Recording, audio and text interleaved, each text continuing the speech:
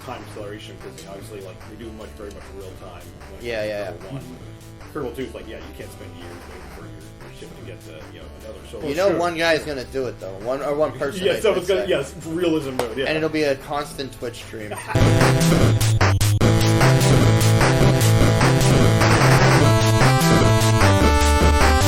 And Myst, I think they just re-released Myst on all the major platforms, including Switch. And, like, as cool as I was like, oh my god, Myst on Switch? That's a really cool idea. I'm still like, no. But I hate Myst. I fucking hate Myst. and Hello, everybody, and welcome to a really, I guess, special episode of the Retro Rents. We are actually live here post-PAX Day 2. And it's all of us here today. I am Al. I'm Kyle. I'm Nick. Yes, we're all here. We're hanging out in the hotel. My fat ass's feet are more sore than they've ever been. I've walked more in 2 days than I think I have in a year. And if you haven't guessed by those statements, this was my first PAX. The first time I've been to PAX East. Yes, my cherry was popped. It's very good, Kyle. That's some good Foley sound work. This was a really wild experience. I would say the first day was overwhelming in so many senses of the word. Just hits you all at the same time. Well, it's that and kind of the whole thing leading up to it. You know, it was a big adventure. I don't go away very often, and it's no one's fault. I like being home with my family and my kids. But, so, I was excited, and I got all packed up, and I'm excited to go to Kyle's. We're going to crash at Kyle's and head to Philly and go to the airport in the morning and go to PAX, right? And this is Thursday night. And we're getting ready to crash Thursday night. It's like 9 p.m., and Kyle lives like an hour away from where I live. And he's like, you remember everything? And I'm like, yep. He goes, yeah, you forgot those badges, right? And I'm like, oh, shit. And it hit me. I left my PAX badges on my computer desk at home. And I'm an hour away. And it's late at night. Now Kyle, meanwhile, is looking at me like, hi. Did not believe you at all. No. He's like, that's funny. That's funny. Like, you're not pulling this game on me. I do this to my kids. Yeah. And no, I wasn't even kidding with him. So my PAX day started with me getting up at 4:45 in the morning on Friday, driving an hour home, trying my best not to wake up my entire household, running in, grabbing my badges, driving an hour back down to get there just in time for us to drive to Philly and get to the plane. So that was how my PAX day started. Oh, no. You're missing, though, the accident where we got on the bus. We got on the shuttle from the parking garage to go to our gate, and one of the shuttles clipped the other shuttle. And what did you call it? He tried to jersey it and take off. Yeah. Yeah, we're so you we gotta stop, man. You gotta set the scene. By the time he and I got in the bus, it's standing room only. It's cold, and I'm the least coordinated of people in the best of times, and so I'm grabbing onto the top bar with dear life, and the bus makes a turn, and this other bus is right next to us, and you hear clank, clank, and I'm like, yo, he totally hit that guy, and then the guy just kept going. I'm like, all right. Jersey, stop. Let's keep going. Cool. Going to Boston. We're heading to Boston. And no, the guy actually did wind up stopping and, 50 feet later. And we wound up having to get off the bus and get to another. I'm telling you, it was the worst journey to PAX for a first-timer that I think anybody can have, aside from, landing on the island from Lost. Oh, dude. And then, so, we get to our gate. Everything actually goes pretty smoothly in the airport. We get through the checkpoints pretty well. And then we get on the plane, and it's pretty windy Friday or Thursday, Friday morning in Philly. So we figured it was going to be somewhat windy up in Boston, but I mean, we're on a little puddle jumper plane. It's 2x2 on the seats, and we're right by the wings. And man, he takes off, and right before we get in the clouds, it's pretty damn bumpy. Yeah. I mean, we're both kind of like, oh shit, this is not the smooth flight that we were hoping for. And I'm not the best flyer in any circumstance. I flew a lot in my younger days for work. But it's been, aside from orientation at the new job, which I've talked about before, it's been a long time since I flew. And it got to the point, apparently, where I was white-knuckling it so hard. Kyle's on the window seat, and he's like, dude, it's all right. We're almost out of the clouds. I'm like, okay. I was like, hold me. I'm scared. I pretty much was. Hold me tight. Hold me. No, it was a rough flight in. But if that wasn't bad enough, the landing, dude. That landing was the weirdest landing I've ever been on. Like we were landing into Boston, and it's one of those like when you both realize something just happened, and you look at each other like, "Do you caught that too?" The plane, the way it came in, the back right wheel touched first. Mm-hmm. And so then we were diagonal. We were diagonal. The crosswind landing. Yeah, and then you're just like, and it was one of those like, it hits me, and I'm like, wait, everything's on the ground? We're not dead? All right, everything's cool. We're good. And then Kyle's like, yeah, he came in sideways. He came in sideways. He sure did. Now, which window seat did you have? The one where he was landing on it? So, We're flying. There's a lot sideways. of air over here, and not enough plane. That's awesome. So you can imagine, I was a little bit overwhelmed already. But no, I mean, after that, it was pretty much smooth sailing. You get to the hotel, we do all that. Nick was already there. He'd been on the ground, getting the full report pretty much since they opened on Friday. Yeah, right? but I think about 24 hours ahead of you guys. Like, so I came in on Thursday. Same routine you guys were doing on Friday, except it was Thursday. Flew in the morning. My flight was a little less bumpy. Getting out of Philly was pretty rough. It was a little roller coastery, but the rest was pretty good. But yeah, got here early. Kind of got a lay of the land. I love Thursdays here on PAX East because it's so chill. Shh! Don't say that until after next year. We're coming Thursday next year, guys. It's busy as shit. Stay home Thursday. Yeah, stay home. Do not come Saturday. Yeah, Saturday is the slow day. That's the day where everybody decides, you know what, we've had enough. Thursdays, there's no developers Thursdays. They don't sell Nobody's shit. here. There's one CRT playing Duck Hunt. That's it. And there's Stay another home. stand selling Beanie Babies. Stay home. Oh man, yeah. So Nick was here, and so Kyle and I, we get checked in, and we head over to the convention center, and get in. You know, you go through the checkpoints. They make sure you're not fucking strapped, and we get inside. And I'm just kind of like taking it all in. It's a huge convention center. The Boston Convention Center is fucking enormous. Beautiful though. Yeah. So, like, I'm just kind of checking it out, and like, at this point, I'm very much an out of towner. Like, oh, look at the big sign. Big sign saying "Welcome." This is crazy. Kyle's like, yeah, come over here and look out the window. You know, and we're going towards the window to look down on the convention center, and that's when it like really hit me. Like, holy shit! Like, this is big league. Like, it is, dude. Like, when you look down from the lobby floor onto the convention floor and the expo center floor, and it's like you're seeing giant signs for, Devolver Digital and Discord and Team 17 and Intel, Astral. I'm sorry to interrupt.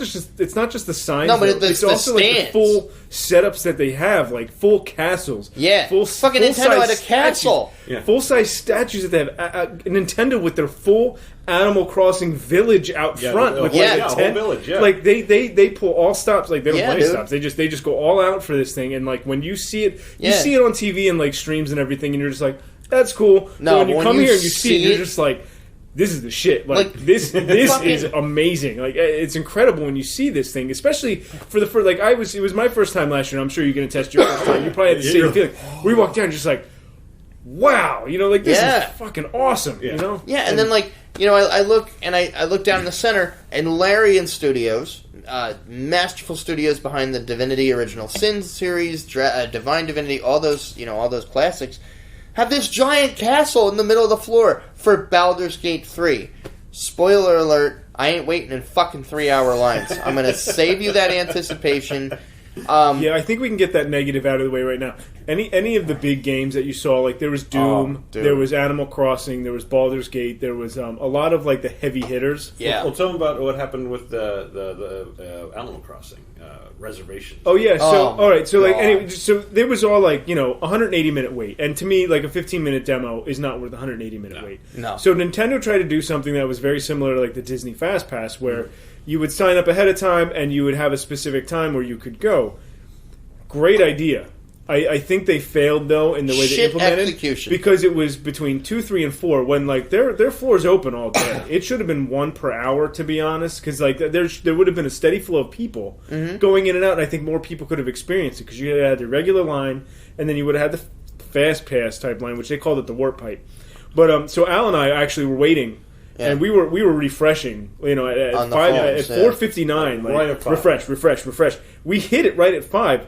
At first, all 3 were available. You hit 3 o'clock, or no, was it 2, 3, and 4? Yeah. So 2 was out like instant, and then we hit 3. Shit, that's out. You hit 4, boom. Before 5:01, all 3 times were sold out for Animal Crossing. And like, I know Animal Crossing's a big game, but I don't see it as big as like a Doom or like a. It's always interesting to me, or like a Baldur's Gate, or like what was the big one last year? They had Yoshi's Story last year, but like anyway, like any kind of big like if they had like a Modern Warfare type game or like one of those big hitters, like those to me are heavy hitters. To me, Animal Crossing, I didn't think it would sell that quick, but it was instant. But it did. It was instant. It attests to the crowd that comes here. It's not like a joke crowd. It's a lot of people. There's thousands of people, and you really got to come here with a plan. Like, okay, if you want to hit one of the heavy hitters, Nintendo, Microsoft, Sony, Square Enix was another one because the Final Fantasy 7 demo that you had to get a ticket for, and that sold out instant too. That was gone. So you really got to have a plan to get there early, to be there first. If you don't get these things, so you can bum rush whatever you want to go see. But that I feel is the negative of this thing. Like, you come here to see the big things that happen in the new things, but I don't think that should be the main reason you come. I was going to say, so I want to counter that, because I figured that's how it was going to be. I figured that everybody was going to want to see all those big things, and the wait was going to be atrocious, no matter what plan they had. And so I made a decision really early on before we came here.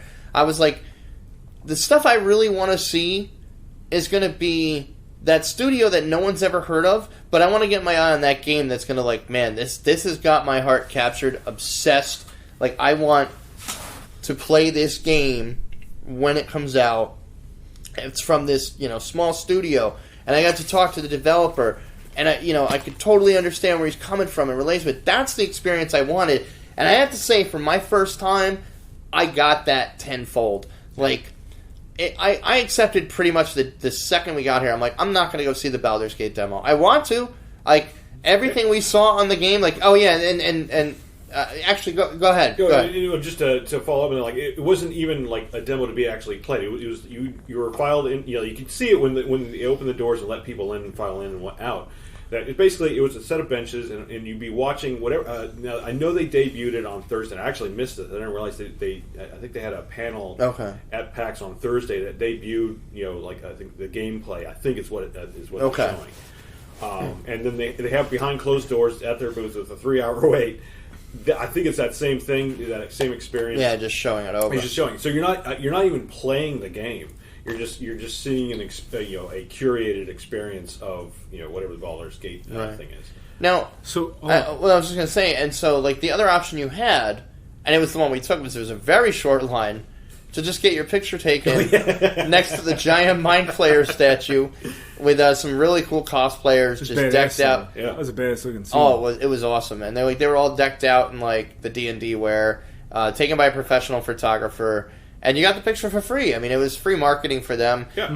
We got a nice card to really go through the features of what the game was. And I'm telling you, just the info we got on Baldur's Gate 3, like, this is going to be great. Like, I'm excited to really, like, check this out. And I'm following it more now than I would have prior. So, to bring up a point, though, like, so generally on the floor, when they have, like, the indie games and they have, like, the big sellers and, like, Nintendo, Microsoft, and everything, generally what they do is they bring a playable version of the game, whether it's, like, a 10-minute demo, full game, whatever. Don't you think something like that would have been better sitting in a theater, one of the theaters that they have at the convention center where, like, a mass people could go? Because I think that would have diverted a lot of people off the floor for that, and they could have had something better there or something... Yeah, a little more decent. I mean, I know it's whatever they pay for. Yeah, PAX gives, but I think that's something they could have been like last year they did the Borderlands 3. Yes, and it wasn't a playable demo, but like people sat and they could see a visual demo of it, and like something to me like that would have been perfect for a visual. So I think they did that. Like they kicked the whole thing off because all day Thursday there was no they had the lines prepped and ready to go, but the signs were basically like we're capped. It won't open until 4 p.m. Now, like I didn't know, what the deal was, so I like kind of ignored it and was, kind of scouting other things. I had, many other interests. Like, whenever, Al, you approached it the right way in terms of like, when you come to PAX, don't come for one thing because right. You're bound to either get disappointed or wait forever just to see that one thing. It's crazy. No, it's absolutely not. Disneyland crazy. Your best example is when it's like a Disneyland for a video game, and that's totally true because we were at Disney last year, and there were like 90-minute, 180-minute waits for some of those rides, and it was the same. Doom hit 180 minutes just to play the new Doom. Yeah, 180 minutes for a 15-minute demo. I'm not going to do that. If I was 20 years old, didn't know any better, I'd probably do it. But like, and I'm not even trying to sound like a dickhead, but when you hit 38 years old, you're like, that's 180 minutes of my fucking life that I could be walking around and checking out all this really cool shit. Totally. And like, and that's usually that'll be the people that you'll see in line. It'll be the very younger crowd, and that's fine. That's totally fine. Yeah. Like, I'm all for that. Like, if that is what you want to see, please go do that. I'm just saying, somebody at my age and my state of mind, like, especially being at my first PAX, I didn't want to stand in one place that long when there was so much more shit to see. Right, but I think you bring up a great point because like they had a debut much like the Borderlands 3 thing last year. Now I'm trying to remember. I don't think Borderlands last year had a full-on booth. I think they had like a merch booth. Right, but they had the theater. But they had the theater to debut like the whole big gameplay of Borderlands 3, and obviously that went online soon afterwards. I actually I haven't checked to see if the Baldur's Gate 3 stuff is I want to say it's probably not since they have it's got to be closed soon. Doors type of thing. But yeah, it's got to be soon. And probably whatever it is will be online. Oh yeah, but the theater thing isn't something new. Like actually another game on the floor today for PAX this year was Kerbal 2. They did the same exact thing where they have a nice. You go into the nice like theater, like it looks like you're going into a capsule, and they go all out for the booth. I'll give them that one. Oh yeah, that booth was where you're dope. going in and you see it like again a curated presentation, which isn't bad. Like you get a feel for like what they're trying to do with the game, and like the Kerbal 2 thing. Again, they didn't want any cameras, but you can describe like basically they went through a whole bunch of their features. They went through some like silly, kind of like behind the scenes that were failing, and then what their devs are working on. A lot of cool stuff out there for Kerbal 2. Yeah, I can't wait to play that. They're going to lower the bar a little bit. Thank God. Like you no longer need to be a rocket scientist. You have no idea how long it took me to get. Videos were because people had no idea what they were doing. Let's just strap these rockets. I think they should still have should have full simulation mode where you should be that smart, and then they should have a mode where it's like a little bit easier, but you just want to chill. And for what they described, basically that seems to be the plan, and that the UI will be a little more helpful in terms of like building, and like they had like a blueprint mode where instead of working with like a 3D object, and like if you miss this one fin, you're gonna go careening off into who knows where. Sure. Now it's like the blueprint will be like, I want fins like this all around it. It's like it'll design it kind of the way you want. Maybe it takes away from like the hilarity of like why is this thing it'd still probably be pretty funny. Don't get me wrong. I mean, it's a funny game by nature. Yeah, exactly. So it seems like they're taking a lot of the feedback and just again proving it. Like it looks fantastic. They're gonna have so like Kerbal had you got to the moon and I think one other planet. I think no, you could now like go to pretty much whatever planet in the solar system. Yeah, the same solar system. So they're not only having even Uranus. I'm back. He's back. Kyle's back. But there's going to be Interstellar, and they're actually going to have like time acceleration because obviously like they do very much real time when it comes to Kerbal 1. Kerbal 2 is like, you can't spend years waiting for your ship to get to another solar. One guy is going to do it though. One person. Yeah, someone's going to realism mode. Yeah, and it'll be a constant Twitch stream. It'll be like a desert bus.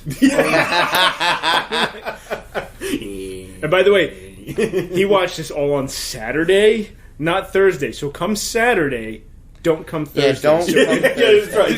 Saturday.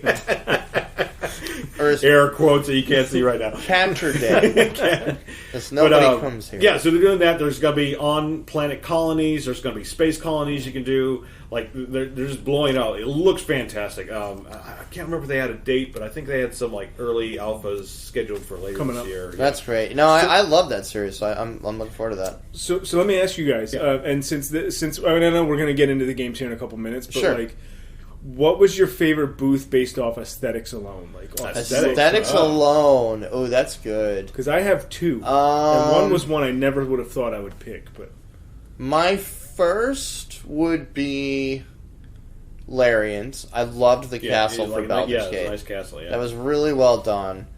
My second. Not Geico?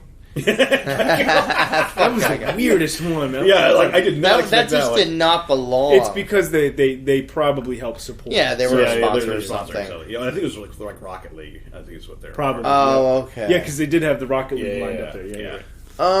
Good point. My second one would probably have to be. Was it Disintegration that had that giant ass ship outside? I don't even know what the game was about. It was like that was cool. Some kind of like hover ship. Yeah, I don't even know what the game was about, but they had this really cool looking hover ship on the outside. Cool. I never got to check that one out, but I'll Google that when I'm under Private Division, which also did Kerbal 2. So okay, I would say Private Division probably had. I'd say they had the best one. I would say Larian came in at number 2. Yeah, like Private Division, definitely I'd say a top runner because it had not only the hover bike, but they had a really good outside for Kerbal. Yeah, so they had that was great for Kerbal. Some other notable mentions: Final Fantasy VII had like that big motorcycle. That was cool. And again, I was surprised because, like you said, Square Enix pulled out. I'm like, we're gonna have like just empty space here. It's like, no, there was no empty space. They had a good presence. Now, obviously, their panels were canceled, and any extraneous stuff. But their showroom floor, the expo floor, was actually super crowded and just hopping and bopping. That made me happy. Really it was good to see. Yeah. And I'm going to steer clear. I know which one you're going to bring up, so I'll steer clear. But no. Which one? Well, which one do you think I was going to bring up? It was the one with the boobies. The fuser, yeah. Like that was just an intense. So I'll tell you. Yeah, I'll get into that. But yeah, boobies. What was there? Boobies? If there's boobies and I miss boobies out, I'm going to be pissed. So you better tell me you're kidding. And did you actually? No, there's plenty of boobies. Some you wanted to see. Some you that bird station they had in the back. I missed bird the boobies. station. Yeah, you ever the northern-breasted booby?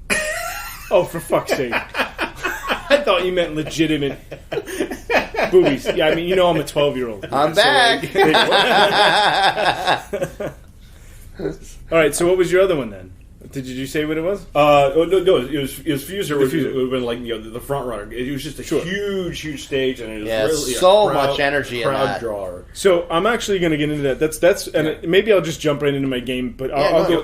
That actually brings up 3 because I thought the XCOM, the booth itself was kind of boring, but today they actually had the cosplay.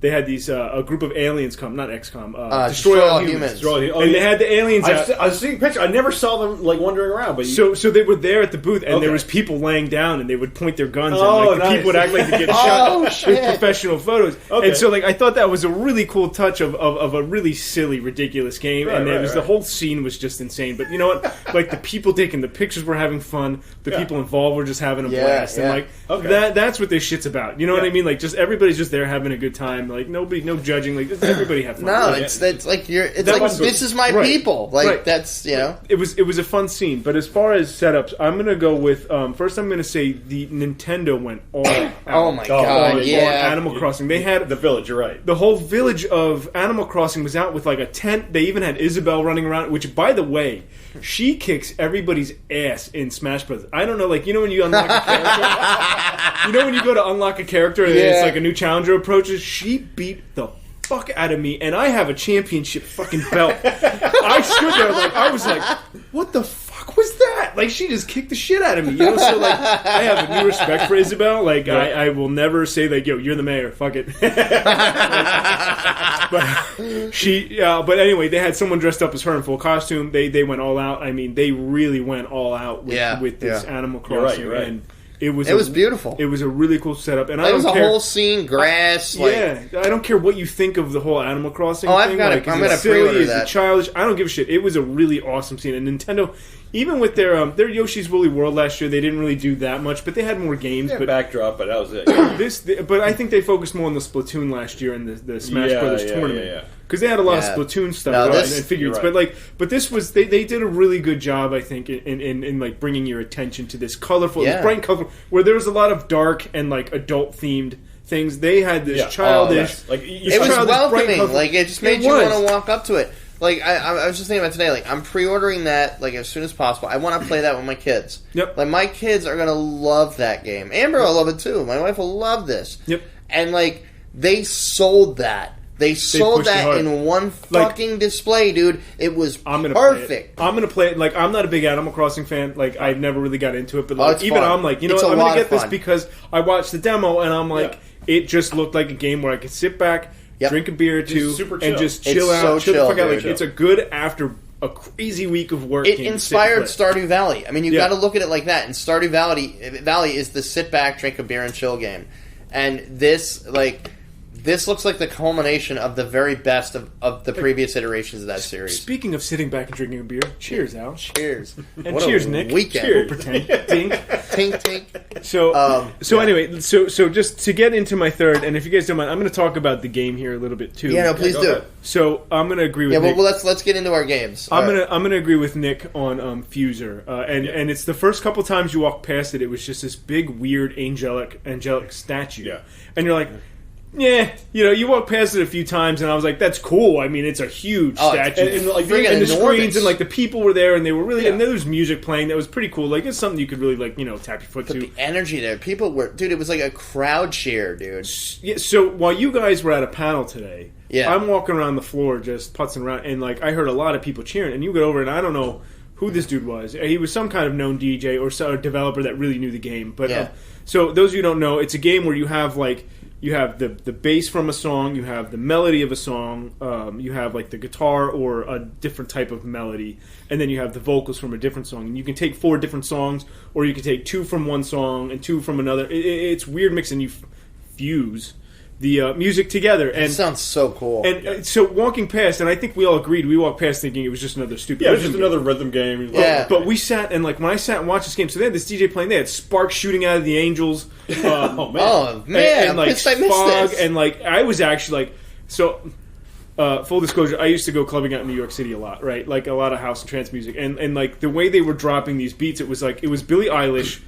That and then there would be a beat from like 50 Cent in the club, Right. And just to tell you how weird it was, and then they would take the melody of what were those 2 dudes that used to sing, and they were like brother and they were uncle and son. It was da da da da da tonight. You know what I'm talking about? Like, I'm so sorry you guys had to hear that, but you know what I'm talking about. Not Hall of Notes. Right? And then they would be dancing. So like it was, I can't think of the name. Whatever. Los Lonely Boys. No, not Los Lonely Boys. No, but so it was that House Rock or was it LOS? LOL. Or LOL? Yeah, LOL. Yeah, Oh, yeah. So it was them, and then like and then it was like the most awkward part was it was those 3 things, and I was like, all right, like the Billie Eilish thing works because it was sped up, and then like the 50 Cent beat was pretty good, and then like you know you put LOL in there, and it was like, dude, this is pretty badass.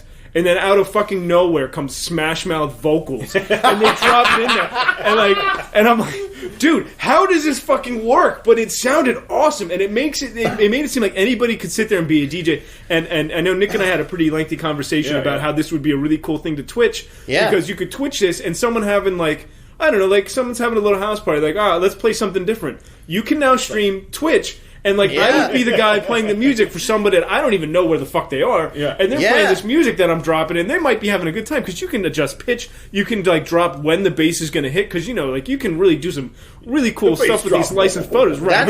That's fucking awesome. But it turned out to be when all of that stuff was involved, and they had the sparks, and they had the fog machine, and the people were like cheering because like you know.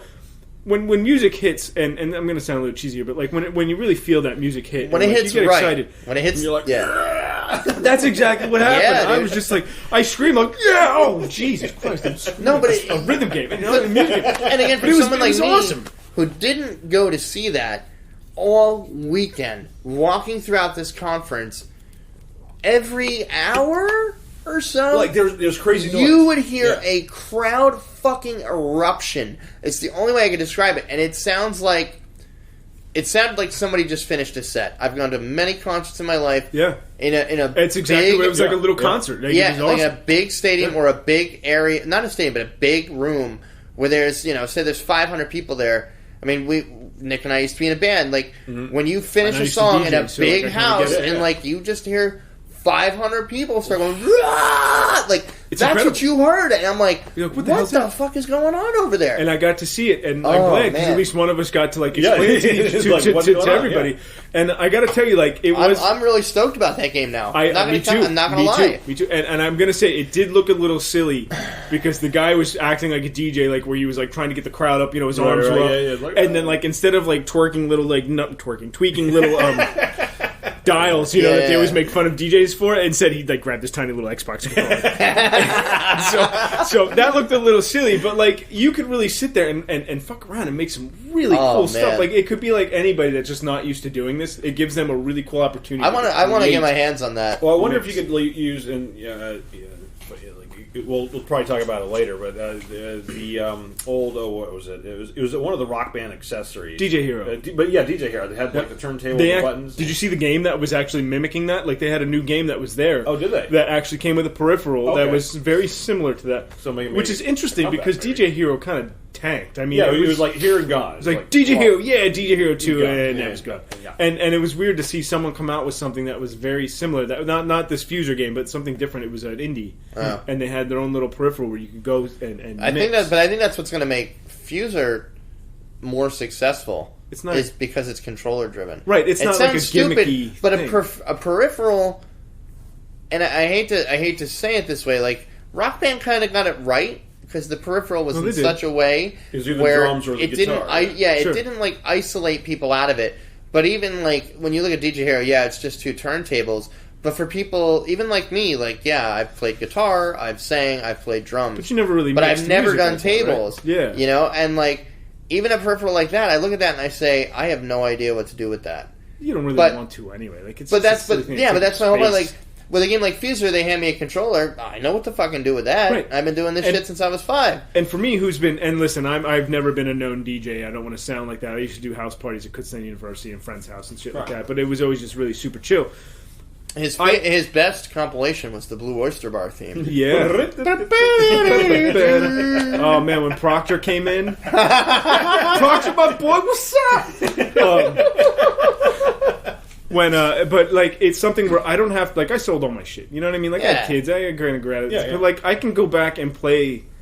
And play around like I used to, Yeah. and just for myself though, and just enjoy it. You know what I mean? It's something where you can take new music, and if they start putting in things like Deadmau5, Yeah, and, like, and different mixes and like different types of music, and you can just play and see like how it mixes. Oh man! I mean, they do a lot of it for you in the software, where it's like, okay, we'll match that beat, we'll match. But that's that really sound. fun though. Like But- I could have a blast with that. Right, and you like really enjoy it, especially if you can record it and go back and listen to what you sure, did. yeah. Like that would be a really That cool thing. I would make the prediction now, and say that's probably going to be like the big Twitch / Mixer sensation next year. I'm planning on doing it. I'll when do it comes it. out. I'm planning on doing that. Yeah. Yeah, Rentsy table time. Let's Yeah. do it. Retro Rentsy table time. Retro Rentsy. Yeah. That's awesome. Retro Rentsy in the house. Rentsy DJ Rentsy. Where's my Rentsy's at? Rentsy. That's amazing. Oh, shit. man. All right, so that- how do we want to do the game list then? Should I like run down my games and then? Yeah, run down your list. All right, so this is in no particular order on favorite and not favorite, but Yeah. I'm going to say the first on my list is Haunted. That was so Haunted cool. 86 actually. Yeah. That was it's a guy he had a Haunted 85 last year. 86 is the new one, but it's an 8-bit straight up Nintendo game. You can buy the cartridge. No. What's waste. is that your beer? Yeah. Waste. There you go. That's my damn charger cable. No. I'll get. So- I was going to get you their name, the studio name. Go ahead. Yeah, so it's right here. I have it right here. Haunted Halloween 86, The Curse of Possum Hollow by Retrotainment Games. Retrotainment. Yeah. So they were there. They had a booth set up. There was 3 games. This one kind of caught my eye because I like Halloween and I like haunted style games. It looks And it would great. almost look like it was a side-scrolling beat 'em up. The guy almost looked like River City Ransom type. Yeah. And they went through and beat up the game. The devs were super nice. They were awesome. They actually Big had- shout out to them. They had all of them were too. Because Yeah, they they had were 3 great. separate games. They had an open world game, which I actually am going Like to talk about. trophy or no? I'm going to talk about it in a future episode. But Okay. But this one caught my eye because the haunted theme. It came with a Nintendo game. I got a full booklet. I got the full box. And to be clear, Yeah, the NES box game. and this is actual like the Nintendo. Like I cartridge. have Yeah, to it's put it a- in my system to Yeah, play it's it. a Nintendo cartridge. And this guy really is heavy on his own manufacturing. He does a lot of his own, creating these games. Yeah. And not just the games themselves, but also The hardware. that you Like, he play does on. the hardware, So yeah. you can get it on Steam, you can get it on Switch. But the cool thing was you could actually buy the cartridge. And I know some of our listeners that are hardcore know that there's plenty of other companies that do stuff like this, but you don't normally see it at a PAX type setting. And the first I can recall that they sold the physical media there. of the retro console. Yep. Like it'll always be like, here's a Steam, Which is a card or great something. topic Yeah. for our later discussion Yeah, tonight. yeah. Yeah. So that one was on my list. Silly game of the expo. I'm going to call Political Knockout. Oh, I got one. So you got that one. So it's Mike Tyson's Punch Out style game, but it's all on the political the election year political knockout. Like so, Yeah, you're playing as one of the candidates. It's free on iOS. It's free on Android, and I'm not giving them a free plug, but the dudes were super nice. Like Yeah, they were they like, were cool. it's free to play. Yeah. They just like here, grab this iPad and play. Take pins. Let's shoot the shit about the game. Like, and their timing is perfect. So obviously, and it was hysterical. obviously the last guy to knock out is Trump.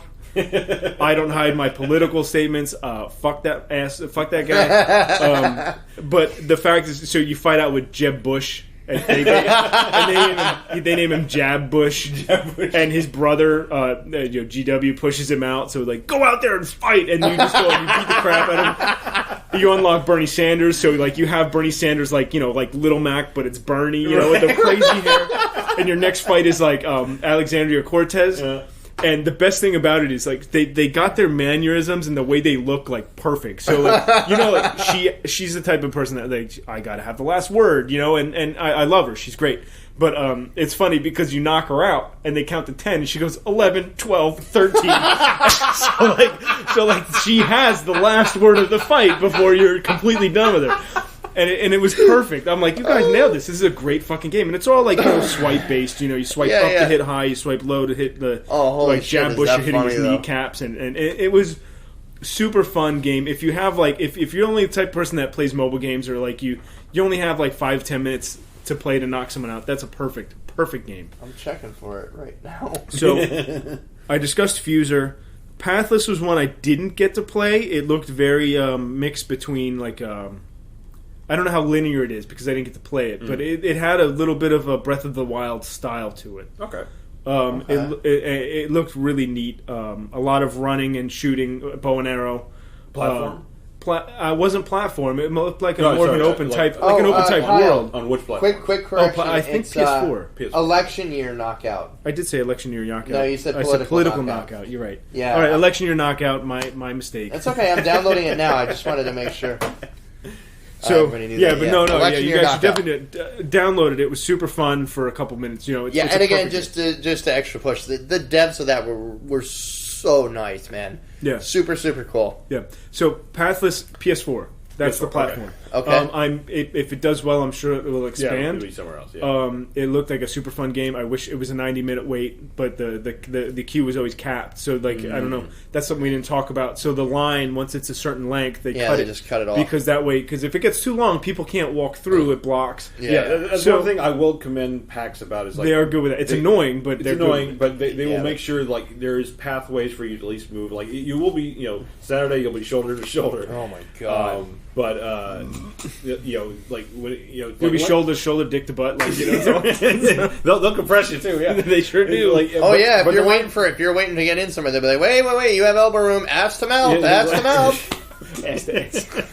It's the mouth. But yeah, they'll cap lines and like they'll have enforcers kind of complimenting the personnel at the booth. Yeah, too. no, they were awesome. And usually They were awesome. the people at the booths are also pretty well informed of stuff. They are, and they're It's good. like, hey, we got Yeah. a crowd forming. Can you either line up or it's like we're kind of capped. You got to come back in an hour or something like that. Yep. So Pathless was good. YouTube it. You'll get a good idea of what it is. The art style is really awesome. It looks great. It's my style of game. Like Nice. it's perfect for me. So I'm probably gonna pick that up. Another one. I wish they would have gave me more time on it. They only gave me a 10-minute, which I understand more people need to play it. But Foregone, discover more at. Oh, anyway, that's the card. Sorry, but That looked Foregone- cool too. Foregone was pretty cool. It was like you have shooting elements, you have sword elements, and that's I'm also going to go on a little tangent here. That was kind of a theme of this one for indie games. A lot of 16-bit style retro games, and I think tons of them. It was kind of cool to see. It was very cool to see. A lot of side scrolling. I wish they would do a little more than just side scrolling. Yeah, it was very heavy on the side scrolling 16-bit. Yeah, it was like Raising Hell. That was a side scrolling 16-bit. It looked cool, but that was like one of what, like 15. It was a lot, and I got to say this one was a little more. I don't want to say unique, but it was a little different. That one looked cool with the sword and the guns, and you can upgrade. So it was there was the way you could upgrade as you're leveling. Yeah, that definitely looked cool. So check that one out when it's ready. I don't know if it's out yet or not. It might be on Steam. I didn't really get to talk to the devs too much, but it was a good game. It had a nice little crowd by it. Rival Megagun was actually my surprise fun game that I found. Oh, I didn't see that one. Nobody. It was one of those, like you walk through and you see like a controller just sitting there, and you're like, I'm going to check this game out. Yeah. I'm going to try Rival. I picked it up, and it's kind of like mix of, like you're playing Dr. Mario. You clear a couple, and then it's out now. And some of the blocks go over to the other side. Yeah. Think of that with vertical shooters. You were talking about this yesterday. So you get combos while you're shooting, and while you're doing that, enemies will flip over to the other side, and you build up a meter while you're doing this, right? And so, like, when you're playing a vertical shooter, and eventually there's a big boss. Yeah. Well, you or your rival become the big boss. Whoever can fill that meter first, you hit the button. Now you're the boss. So that it's the a rival has to multiplayer beat. game. Yeah, multiplayer or a CP. Like you can play CPU, but you can play online. But that would be fun to play with like somebody else. It would, because like let's say like you and I are playing. My meter fills up. I hit the specific button. Now I'm your boss, and you have to beat me while I'm shooting you. My health bar is ridiculously high. It's out now. Like we should. It was surprisingly fun. The controls were good. There was quite a few different like types of weapons and characters that you could be. That sounds really fun. I recommend checking it out. That's out on all systems. It's out on PC, PS4, Xbox One, and Switch. Yeah, check it out. If you like vertical shooters, absolutly check it out. And if see how much that is for Switch. That'd be one fun to play. I can actually use my friend code for something. There you go. That number I'll never fucking remember. No one will ever remember. Let's see. Bladed Fury was another side-scrolling swordplay game. I would recommend picking that up on sale. It was not bad, but I don't think I'd go out of my way to purchase it full price. Streets of Rage 4. I will say these guys did it right. You had one level to play, and then you were out. But that line moved so fast. I mean, I thought I was going to sit and wait, and I pulled my Switch out. Anyone our age wants to play the next Streets of Rage. I got teamed up with a guy who just played it for the first time last week. He played Streets of Rage 2 for the first time. I'm like, dude, your mind had to be blown by like the game itself is cool. It's side-scroll beat 'em, but like the music, music of Streets of Rage 2 was always like huge to me, and they still play it in nightclubs. Like they mix it, and there's certain clubs you go to. So that was a fun game. I think I'm going to pick that up. They have a really cool system that's different, where like you throw one guy into another, and they cool. You can do like some cool combo between your two guys, which you couldn't do before. Right. So that's very cool. And just to wrap it up really quick, 2 games I'm excited for that I did not get to play. I'm probably the biggest Doom fan in this room. Easily. I can't wait for Doom, the game where you're the fucking boss. That's why Heavy Metal's playing all the time, because you're the boss, and they're coming after you. The Eternal, right? Or oh, dude, did you play Doom 16? 2016? I did. It was very good. Oh, it's very the latest one. It was the new one. It's the one where you kind of wake up, like, and they're like, "Oh, what is?" It's like a whole thing of like, "Who are you?" and like you're escaping out of a lab. Yeah, that was really, really good. It was excellent. Yeah, it was a great Bethesda nailed game. it. Bethesda nailed that one, and there was no glitches. At least they got something working. They're right. They got one. they got one thing in 3 fucking years. They fucked up the original Dooms when they released it, but at least they got that right. At least you got this one right. This looks into following suit. Like it looks. Pretty badass. Eternal looks very good from everything I've seen. So, and another one I didn't get to play that we talked about already, Animal Crossing, something I'd never played. I'm pre-ordering that. I'm excited to jump into this one. And here's the best thing. I don't know if you ever, since you've never played these, like. With our friend codes, like, I can scooch over to your place and, like, fucking plant shit or, like, write fuck you in your grass. Oh, great. No, but it's kind of what makes it fun. Like that is kind of fun. I would totally laugh if I signed on and it said "fuck you" and then if you smiley face. If I remember correctly, like you can let like friends like go onto your island and stuff. But it's always been a really fun, chillaxed like hangout game. So I'm good with that. I'm really looking forward to playing it because like Stardew Valley. I've easily got over almost 200 hours into it over the past, 4 years? I mean, I was working at Penn Treaty when that came out. Wow. So it's got to be at least 5 years. Yeah. And I have tons of hours into that game because like Animal Crossing, is the kind of game it's like, I'm just hanging out. I just want to relax. I don't want to like get stressed out and like shoot people around corners and go nuts. I just want to like sit, play a game, and chill. And that's what that game is. I can't wait to play it. It looks great. It does. So I can't wait. So anyway, there was much more games there. There was a lot more games that I played that were fun, but I would have to say but those stood out to you. These stood out to me, and I noticed you're going to notice a theme, I think, between the three of us that are a little different. Where, like, my retro background, I think, is going to play into a lot of my games. So a lot of my games, mine might be fine. Yours are going to be similar. I'm not saying, look, like, I think we all have like a similar style of game that we enjoy. You want to know them? Please. All right. I guess I'm the beer bitch, but anyway, I'm gonna try to fall into a lot of the 16-bit style. You definitely play more of that than I did. I played a few 8 and 16-bit style. But yeah, you really got a good full dose of that. I think going forward, I'm going to try to focus some energy on like the indie 16-bit style. You know what I mean? Yeah, and bring that please to the do. table Please because do. Like even last year, like there was a start to kind of like this I know we throw around retro a lot, but it was basically for us retro is the 8-bit, the 16-bit, Even PlayStation. I would say it goes up to about PlayStation. But let me emphasize though, it's not just the games of the past. One of the things I've said, even when I reach out to developers that we talk to, is we're not just like reaching out to talk to you about the past. We want to talk about the games that are now inspired by them. And this year, I think has really shown we've hit kind of this really cool golden age where making these games as new in this style is really hitting stride. Yeah. Like, there's a lot of more stuff. this year than last year. There's definitely a growing movement, Yeah. I mean, we'll follow... no, because I always go last, and then I fucking ramble. At least if I know if you're coming, I'll keep it quick. So, I'll go to we'll go to mine next.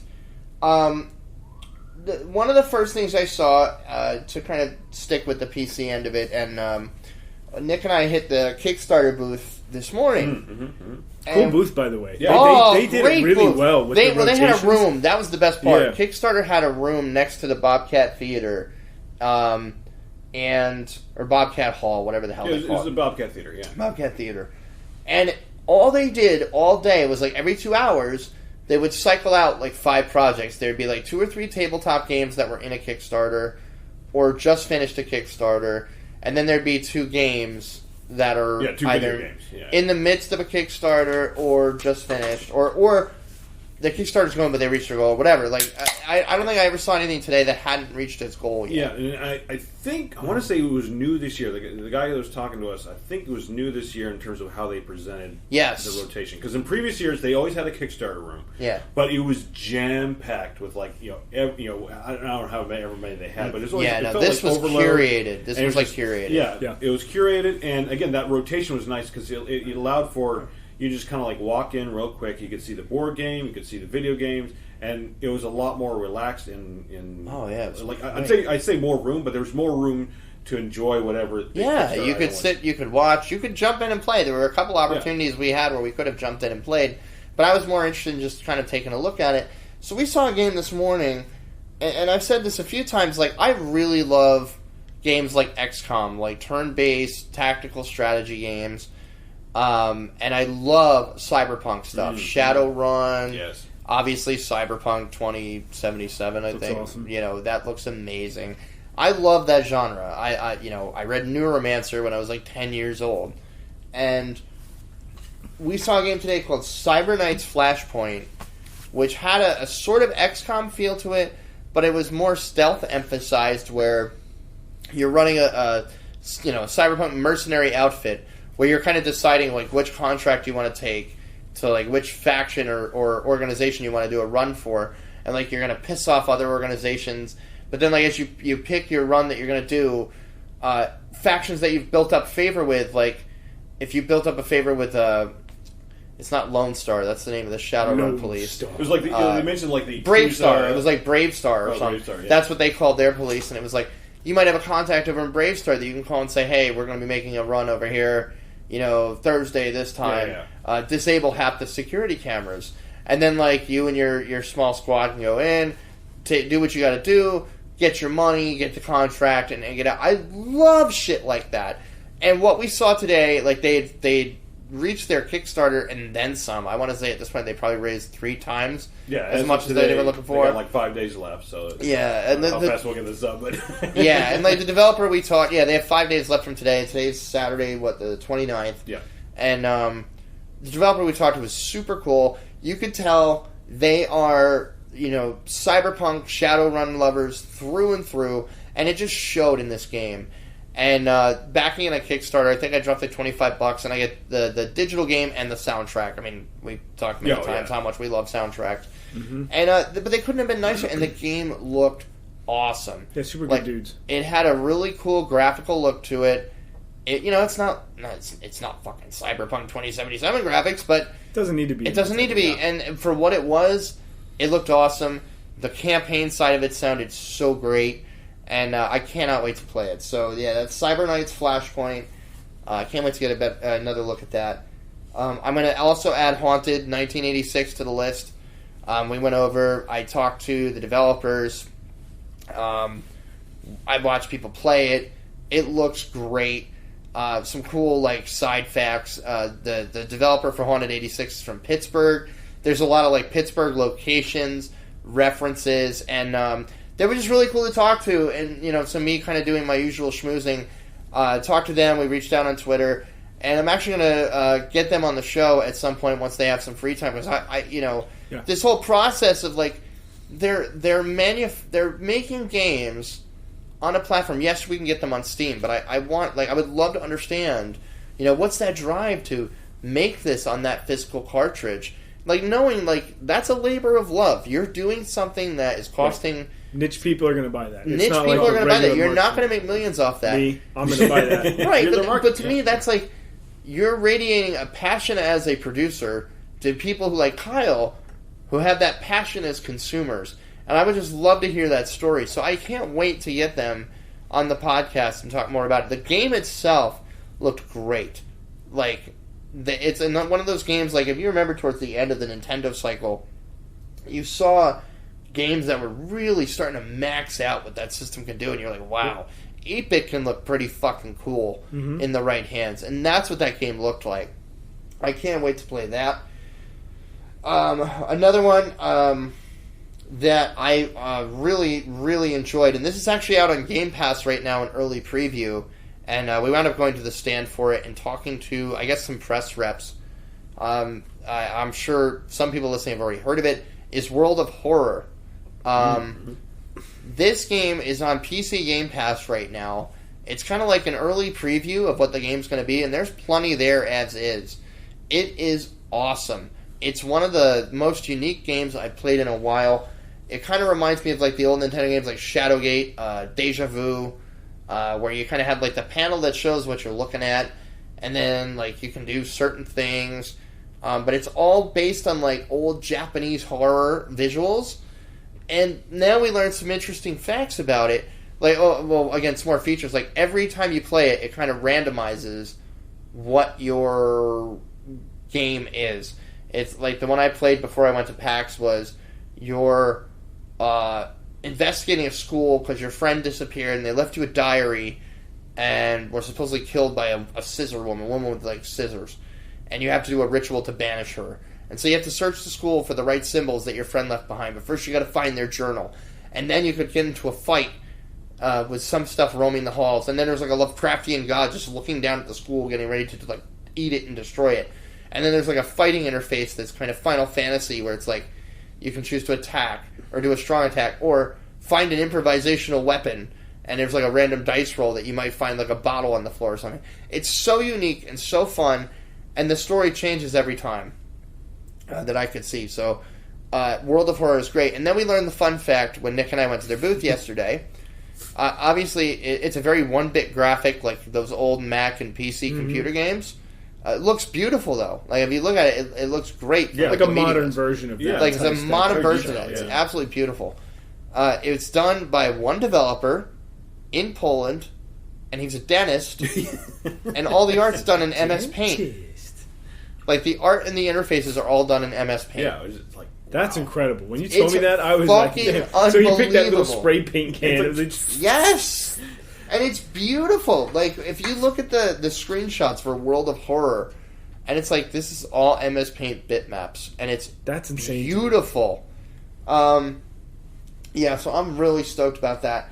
But I would say the highlight of today, Nick and I and Kyle got there early, and we were in line last night to see the documentary, which we'll talk about next. All three of us will talk about next. You know, you meet your people, fellow geeks, and some are more in the weeds than others, but you know, you meet unique characters. And we were talking to somebody in line last night, and this person mentioned, yeah, I was at the Astral booth, and Astral is in like the headphone makers. And he's like, yeah, everybody's over there playing Modern Warfare, and Predator was wide open. And I'm like, Predator? What? He's like, yeah, like Predator, like based on the first movie Predator. I was like, all right, well that sounds cool. So we like made this note, we're going to check this out today. First thing Nick and I did when we got here today, we went down the floor, like, all right, where's the Astral booth? We walk over, and there's a group of people playing. 4 people were playing as the Marines. There was 4 separate little booths, and then one person's playing as the Predator, kind of off to the side. And so they can't see each other, right? No, so they they can't. can't. If you turn, If I turn around, over your shoulder, yeah. I'll tell you what. I was the first. Well, I'll get to that. But I gave the Predator a little. Cheater over here. I gave the Predator a little fist bump in the shoulder when he ripped my head and spine out. Sweet. But He yeah, sub-zeroed your ass. totally. So we're looking around, and there's like a spot to queue up. Nobody's there, so Nick and I went, all right, we just walk over, and we're standing in front of the queue spot. And the developer comes over. This guy could not have been nicer or cooler. He was awesome. He was awesome. I think it's a company from the UK, unless it was just him. Yeah, I don't know. Yeah. He was definitely from the UK, and we were just shooting the shit, dropping F-bombs, and the guy was just like, he's like, and then you can get, he's like, it's just $30. And it's like, oh wow, that's awesome. He's like, you can get the deluxe edition for 50, 55 or something like that. 45, 50, yeah. And we're like, well, what's in that? He's like, oh, I don't know, fucking extra guns or some shit. It was really funny, dude. Well, sold. Yeah, like, sign me up. It was so funny. Like, he was just like, nah, just buy the fucking regular game.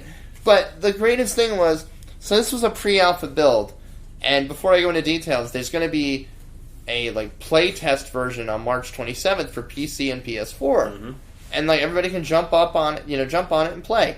So, and he said it's gonna be way better than what we played today. And if that's the case, like what we played today was fucking great.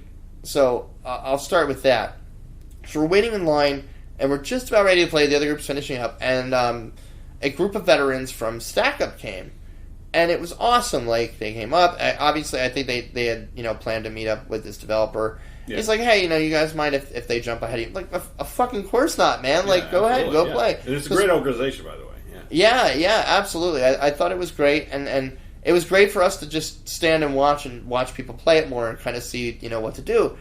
And so, these guys from Stack Up hop on. You got 4 on the Marines and 1 on the Predator. And, like, watching these guys like coordinate and play. The group before us, the person that was the Predator won. It was like, oh shit, all right, yeah.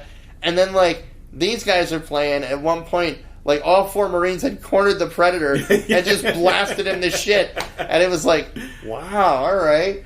And maybe it's not so hard. It's not so tough. You guys probably walked in there like, yo, we're fucking this guy. Nick and I were like, we know what to fucking do.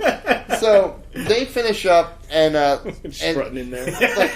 So we're standing there, we're watching this, and also we look behind us, and there's a fucking line now behind us. Yeah, like it went from like it went from me and Nick. The word spread. Yeah. And now there's a big line behind us. So they finish up, we step in, and 2 other people went to the Marine, things behind us. Nick and I are standing next to each other. You got video for that. You'll have to. Yeah, we'll throw the 360.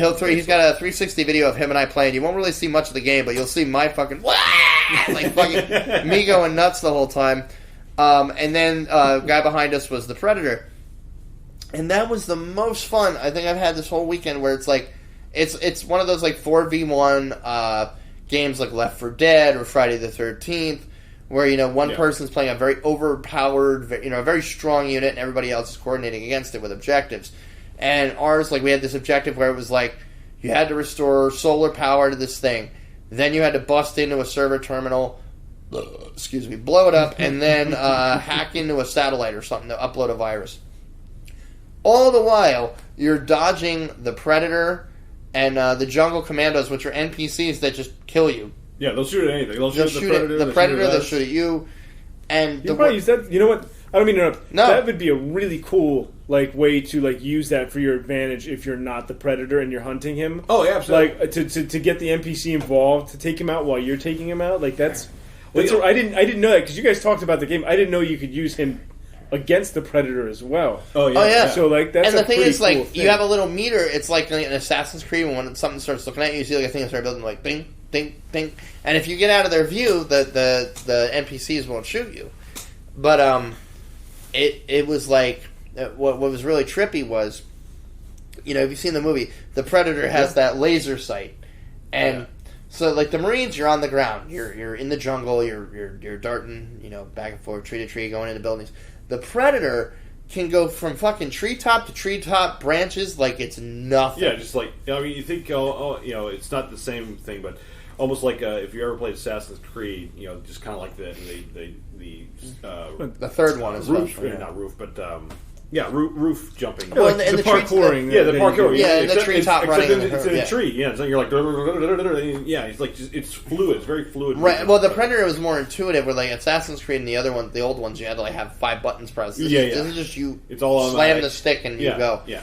And but so he's up in the treetops, and it's just like the movie. Like if he's close and he's in the shimmery suit, like all of a sudden it's like, oh fuck. Oh, he's right there! Holy shit! Yeah, and you're looking at the shadow, and you're firing at it as best you can, and it's like. But what really is trippy is he'll be up in the tree, and then all of a sudden I hear somebody, "Oh my god, he's on you! He's right behind you!" And you look, and he's got that fucking laser sight on your buddy's back, and it's like, "Oh shit!" And you're turning around, you're shooting at him, but the problem is then the NPCs have that laser sight too, so it's like, "Oh shit!" Now you're blasting at a commando, and then the Predator's laser sight's back on your head. It's like, "Oh fuck!" And see, I would just if we were playing and lasers running you, I'd just turn and run. But that's later out. That's how he gets you, because the Predator kind of has this eagle eye view. Sure, he wants you to split. And suddenly you're running off, oh, now I'm gonna get you. Yeah, and I'm gonna be in the bushes shaving until the razor breaks. You would be like the one guy we had on our team today. He was just going, "All right, I'm covered in mud." Right. That's what I would do. You cover yourself in He's mud. like, "All right." Oh, He's that's like, amazing. Yeah. He's like, "All right, I've covered in mud." I'm like, "All right." He's We didn't know how effective it was, but I don't know. Was he the first one out or the last? Because you can debate on how I think he was the effective last one out because I never got mud covered. You got taken out. I never got covered. You I was probably the first couldn't one see to him go. in his infrared. Yeah, because that's that's probably what it was. But he could see me for sure because he got me. And, were you the first one out? Yes. Oh, that's the first time I was. Yeah, but then there's an element to it where if somebody gets to a certain point, we never figured out what that was. But Nick and I were one of the first to die, and then he's like, "Hold on, I'm reinforcing you." Like the one kid that was playing in front of us, and we're like, "What?" And all of a sudden, "Bam!" And we respawn back in. Oh, that's we're cool. So you can get back in. Yeah, so it's you're not out for the entire round. If that would get boring. Yeah, if they can get to a certain point. No, we're different people at that point. We're reinforcements. Yeah, and and we almost had him. I think we almost had him a couple times. But the commandos got us in the end. I was unloading full clips into the Predator, sure. And you can tell, which is how it is though in the movie. Oh yeah. He's unloading, but it's he's just ripping my goddamn spine out. Yeah, right. Well, that's the thing. He can down you, and you can down him, and if you don't go finish him off, he'll come back. But he can also down you. He can down you, and people have a chance to come revive you. But then if he comes over and hits an action button, then he's like, chink. All right, now you're hunted. You're literally like that. Now you're hit. Yeah, and your skull goes on his belt. Right on. That's awesome, actually. Yeah. So, would you say it's slightly better or way better than the Atari Jaguar? Yeah, no, this... I'll say it's way better than the NES version. Well, yeah. Oh, yeah, you showed me that this weekend. It's why is this alien head floating around like a ghost? What was that? Yeah. No, I would definitely pick this up, though. I think we're all going to pick that up. Yeah. We had a lot of fun playing that. Sounds like $30 is an easy buy. That sounds like we should be streaming this though too when we come out. This is gonna be funny. Yeah, that's a $30 buy, except for the extra shit that we don't know what it is for the 55. But no, this is let's look it up. This is definitely worth it. We really had so much fun playing this thing, and this was just the pre-alpha build. The one coming out for the test version is going to be much better. Apparently, it played great. But it played wonderfully. There was no problems. There was no bugs. I thought it was great. So, yeah, that's high on my radar. And then other than that, We can get into like panels and the stuff we saw after that, but let's go to your games, Nick. Yeah, well, a lot of it's what you guys said. Al, you mentioned the World of Horror. I'd never known about this game, but it had a very unique visual style. Like instantly seeing the booth, it does. And it's like I got to check this out because it looks awesome. Like I mean, it's one thing where it's like you look at it and like it just looks terrifying. Yeah, just from the get go, it's like okay, this has got me on a good level. We talked about the Cyber Knight Kickstarter thing. That looked great. Yeah, Always love a awesome. good XCOM game. Let's see. I think some things we didn't talk about. So again, still in the indie booth. There's a game called. Well, I think there's two games, and I have no idea if they're actually related. So there was Door Kicker, Door Kickers. Yep. Which looked awesome. It's kind of an 8-bit looking side scroller. So that piqued my interest. There's also a Door Kickers 2. But it's slightly different, so it's more like a top-down, almost. Door Kickers 2 was like Police Quest SWAT. Yeah, that was the best way to describe it. So you control like a squad, and it's like RTS style top-down, and basically you're controlling like soldiers going into. I mean, you look like Afghanistan or Iraq or something, and you're taking out terrorists. And basically, you could pause or play the action, and when you're paused, you could kind of set up like routes for them to take. And then when you press play, they would take those routes, and if enemies are in front of them, they would just like automatically shoot and engage. You could like breach doors, windows, things like that. It was like really cool little tactical, Yeah, it reminded me of Frozen Synapse. Yeah, kind of like along those lines. So it's definitely on my radar to continue to check out. The one right next to it is funny enough. Another one, Stronghold Warlords. Oh yeah, I got my free didn't thing see that for one. Stronghold Crusader 2. I got to make sure. Yeah, so if you're into the Stronghold series, definitely recommend checking out another RTS. But Warlords is kind of set in kind of I think it was faux ancient China. Yeah, faux ancient China, like Ming Dynasty, I think it was. Yeah, they were talking about, and there's going to be a huge campaign, and sandbox mode, map editor. Yeah. It looked great. It looked great. Yeah, graphics looked fantastic. It played really fun. I was actually surprised. So I'll be checking on that a little more. Again, surprisingly, these are all like in the indie, mega booth. Sure, in the center, indies were great this year. Yeah, like really, really good turnout. Rising Hell was another one. I think. Yeah, that's what it was. Rising Hell. That looked awesome. Metroid-looking, again, more 16-bit, kind of looking game. I think you were playing like some kind of like demon-possessed guy and like going through hell itself. I didn't get the story on like what. Yeah, I didn't really catch that, but the game itself looked like a lot of fun. Again, it looked like a lot of fun. Let's see what else. We got Unbinary, which is a VR-looking game made by Brazilians. Apparently, like I was talking a little bit, and it's kind of like a little bit broken in English, but it's like don't mention Brazilian right now. Yeah, meat sweats from tonight, man. Yeah, Fogo de Chao kicked our ass. That's right. It's like we're those meat sweats. So. And I'm sorry for the bathroom. Not yet, you're not, but you will be. I'm sorry for the plane tomorrow. We're going to be grounded because of Al. Yeah. Like too fart to fly. Too fart. Oh man. I didn't get too much out of this game, but it looked kind of neat. There's a lot of like object interaction. I think they have some stuff later this year on some alpha stuff. So I'll keep it on my radar. The visuals looked interesting. One that also showed the Iron Oath. Which I didn't see that one. Yeah, there's the hexagon. That did look cool. So again, it was kind of like an adventure game, hexagon based. I think turn-based strategy.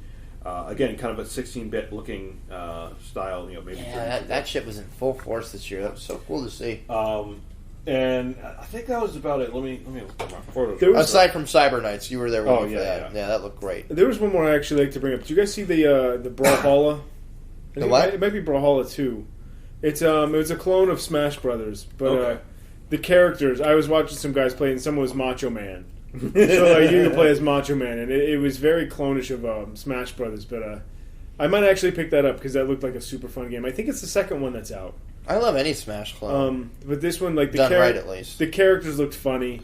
Yeah. The weapons were like over the top. It just looked pretty cool. So I think that's Macho Man Randy Savage or Super Macho Man? No, Macho Man Randy Savage. Yeah, that was the one I saw that had like Nikolai Volkov. One of the Russian guys from. I don't know. Tomb Raider was in it. Not Tomb Raider, but Lara Croft. Lara Croft, like a spoof of Lara Croft was in it. it was like an homage of the characters that you know with Smash Bros. That looked like a pretty fun one too. One game I will add though to the kind of lull factor. There's always one game that catches your attention. Like, this is the most ridiculous thing ever. Who's your daddy? I was saying, I did watch that today. I was about to say competitive parenting simulator, but that's the tagline. Yeah, that's the tagline. That game. Shit looks so. There were funny. so many laughs coming from that booth. Yeah, it was just like so off the wall. So wait, so now I was watching them play just so I could be the baby, you could be the parent, and you got to stop me from doing what I want. I think so, because I think when we were watching, like, shit, that I would be don't funny think to they're on the stream same too. game, but I think the idea is like it could be exactly that competitive parenting simulator. So you could either play the baby or the dad. I don't know if they plan to put in like a mom or something like that. I would expect so. But yeah, it's like I think the idea is like you compete against each other to like the baby's trying to like terrorize the entire house. I'm telling you, like as parents, I think Al and I could really dominate as the child. Yeah, like just because we know what they get into. I know what you're going to do. Like I know what you're going to do. I know what you're up to. Like so, like and it's funny because another parent will be like, "Oh, I know what that kid's going to do, and I'm going to do the complete fucking opposite." Like, shit, you must destroy house. I will. Yeah, hell yeah. That game would probably be another one to really funny. Like the three of us, streaming and just taking turns between the three of us. Everybody really standing by that booth was cracking up. It was every really time we were funny. over there. Yeah, that was funny. Yeah, I had it noted down as competitive parenting simulator. I'm like, what was that called? Who's your daddy? Who's your daddy? And what does he do? Yeah, I mean that'll definitely wrap up the games themselves. But I mean, this is just such a tip of the iceberg. There was a lot of cool stuff. Board games, video games. I mean, everything you could possibly want. Yeah, there really was. I would say the indies were huge winners this year. They were good this year. Just so much stuff.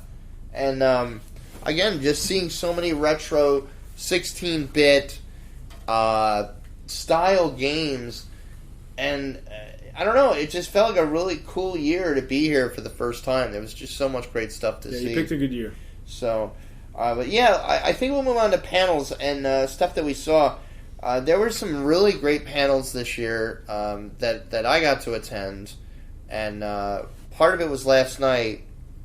All three of us went. My only panel. My panel got canceled. It was your one NES one, right? Yeah. Yeah. So the only one. But the movie, I dragged you guys to this one. No, this was great. It was well worth. I had no idea like what it was other than like the preface they had in on the. And talking to my wife tonight, she remembers the guy from Salem. Yep. So I'm a big fan of Pat Contry. And it's funny because I started watching James Rolfe and in Great Video Game Nerd. You sure? And eventually I got into some other things, and I got into Game Chasers, which I was telling you guys about last night.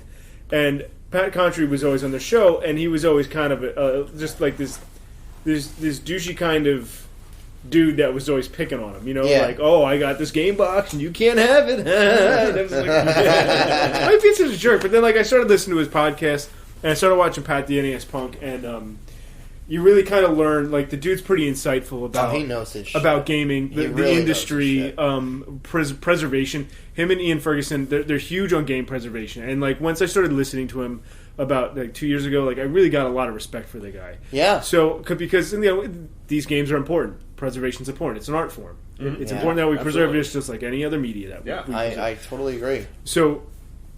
listening to his podcast over the years, he would always talk about that he was building this, but it was never really coming out, So finally this year it was like, okay, it's going to be at PAX East. We're going to be, having it. And then as soon as I heard that, I was like, okay, that's something I know I really want to go see. Not only I want to support him and the work that, and it's not just him. I really apologize. I forget the other two guys. Kevin J. Smith, yeah, and I forget the other guy that was there too. But because there was three. But I really wanted to support the three of them because I really agree. They wanted game in pill form. Yep.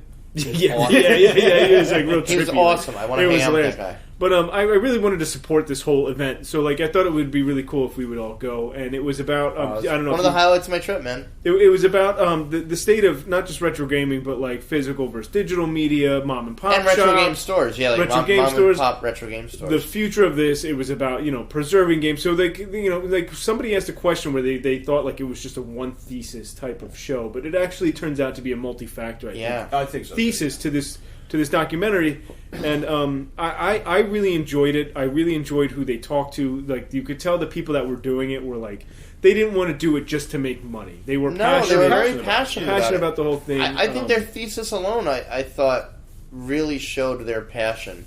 And the thesis question, at a very basic form, is: does this love of the games of the past die out with our generation? I think that depends on us. And, partially. But it was like, does this get passed down by our own kids, or is all of this stuff, Nintendo, Game Boy, Sega, does that kind of just die off? Does it hit a wall? But then I'd argue, there's people out there that still know and play Atari that are not older than us, that are younger than us. And I think it was a really good question of them to ask.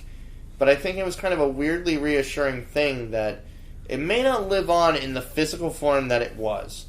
Right. And I think that was the coolest part of this movie and I agree with Pat, and I agree with the 5 people that they mainly interviewed that owned the different stores, is that we need to preserve the physical copies of these in some fashion. Right. For just a historical sense. Yes. But they will probably live on through some digital platform. Sure.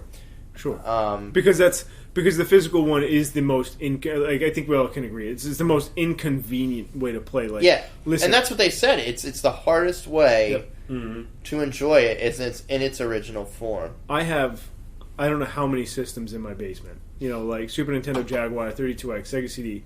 I mean, I'm missing very few of the original systems throughout the 90s in my basement. So the problem is though, when I want to play my Jaguar, I have to bring it up, hook it up, make room for it on the TV stand, and hook it. You know what I mean? Get the cables. Get the system out. Get the games out. You can't run out to Radio Shack to get replacements. Right.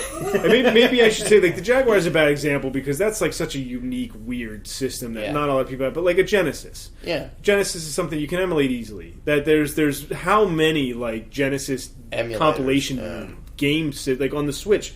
There's a Genesis. It's like the Sega, it's hits. the Sega Classics. Right. It's on Steam. So there's so many of those where it's you just buy that and you have pretty much the games that you're really going to want to play if you're a casual gamer or you're just trying to relive your nostalgic game system. But it's a pain in the ass to set up my set, especially dude. Listen.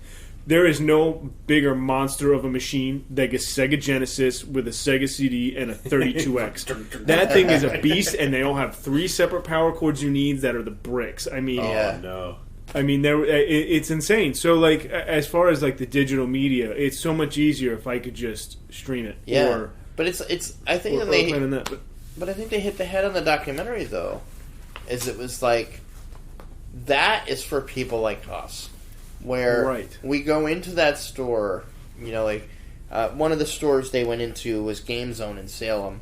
And I've been to Salem a few times in my life. My wife and I went before we had our first child. And we stopped in Game Zone. And it's a very unique retro game store. He's got a huge display in the front window. Dude, it's hilarious. And the owner, Neil, is such a character. He's just everything you love about somebody that's passionate about what they do. He's quirky, he's funny, he's unique, a little creepy, but in a good way. But in a real good way. When you talked about that guy dying. Yeah, dude. Original owner died in the store. The original over here. Where we keep the vacuum. I'll try my impressions. He's like, the original owner died right over here. Poor bastard, right under the vacuum. Right where we keep the vacuum. Right where we keep the vacuum. That was pretty good. That was pretty close, man. But I've met him. I've talked to him. I've shaken the guy's hand. And, he is so passionate about this subject. And, to him, it's not so much the games. It's selling the games to the people. Sure. Because it's like you said, and it's why we like it. We grab, a copy of Chrono Trigger, in the box, and it's I remember exactly where I was the first time I saw this game in the box at a friend's house when we unboxed it and we played it for the next 8 hours straight. That doesn't connect with any other generation. That is something that only connects with us. And to the movie's thesis, which, and again, I don't want to spoil the movie, but that was the big question is, does this die out at some point? And I say that part of it, Yeah. Eventually. I mean, I don't think it's in like 2-3 years, but eventually, like... No, but eventually, I think so. It'll be like the people who collect vinyl records. Like, that's not the majority, because, let's be real, vinyl doesn't... I mean, you have to like that warm crackle of the vinyl, because you're not getting your best sound out of vinyl. Your best sound's going to come out of like a CD, or like, the sound I think is better. Well, don't let anyone else hear you say that. Or like, they're digital, or digitally, but shit. you know what I'm saying. Like, and look, I like vinyl. I have records at home. I don't collect actively, but there's some that I have that I enjoy. But you're not getting your best sound out of a needle. I don't think out of a needle and a vinyl. You're getting a cool sound, and it's a unique sound. It's a unique sound. But it's a very analog sound versus the digital sound. Like some I say super hearing. Like say they can tell that difference between the digital. You can absolutely tell the difference and the analog. Right. But I think it's more you get the crackle, but I think it's just that more live sound you get out of the record versus the more pure sound you get out of. That's what I'm trying to say. Because look, I mean, I like that's what I'm saying. I like records. I like the way they sound, and it's kind of like a Coke versus Pepsi. I think in that sense, where it's like it's like you can enjoy both, and like they both have like their own flavor of like what's going on. And I think that even applies to like the digital or digital media versus I say analog of like the consoles, and putting a cartridge in that, the whole like click and power on, and just like that feeling that it's a purity thing. Yeah. It's a purity. It is when I have to fight my Nintendo to get a fucking game to work. But you get it to work, you're like... But when it works, you're right. It's like that. I beat you, you son of a bitch. And now let's beat you again. Yeah. But yeah, that documentary, I don't think we said it. The documentary is called Not for Resale. Not for Resale, yeah. And it's on Amazon Prime. I don't know if it's included in Prime. It's not. I don't think it is. I think you have to... It's at least for sale on Amazon. Funny enough, it's for sale digitally. Considering they did have Blu-ray. They did have Blu-ray. They had Blu-rays there. They had Blu-rays there, but it is for sale digitally. We do recommend it. They put a lot of hard work into it. It was really great. It was like, what was it, an hour and a half, I think? About an hour and a half. Yeah, it was pretty definitely long. Worth a watch if you're into the history of video games, and in kind of, I say the future in the sense of, like we said, like the preservation and the efforts being taken to, preserve this piece of media history. Have you ever just wondered why people still are trying to do that? And I think that was kind of like the heartwarming thing of that whole thing, is like they're really talking to people that just they love this. Like, they're obviously not in it for money. No, that's what they said. You can live off of it, but it's not like you're going to get rich. Right. You know what I mean? You can live comfortably, but it was just really interesting to see. And there's kind of like a subtext in there of just the brick and mortar stores going away. Mm-hmm. Obviously, and they kind of ended it with the statistic of GameStop's earnings being vastly under expectations. Yeah. And at this point in time, we're all just kind of rolling dice as to how many months it's going to be before GameStop doesn't exist anymore. They've been shuttering, because I think their figures the 2018 number. And then I think 2019. I mean, the one in Stroudsburg, the one in the Stroud Mall is gone. Yeah, and they've been shuttering ever since. Like heavily shuttering, I should say. I think since November. And so it's like, are we on the last legs of GameStop? At this point, major retailer. It's going to be it's the major retailer. So you're looking at like Walmart shelves, Target, and Best Buy. And Amazon. You're talking about box stores. But being able to go in and be able to see physical media, like those are the only places other than like in these mom and pops that are kind of stealing. But they even commented on this, like they're not really buying new stock. They're just dealing in the old. And that's the same with GameStop, that they make their margin on the used games. Yeah. And merchandise. Merchandise is another one. You don't see any even mom and pop store, but without merchandise. Yeah, it's always like video games and something else. Some merchandise, which is fair. I mean, it's a smart move.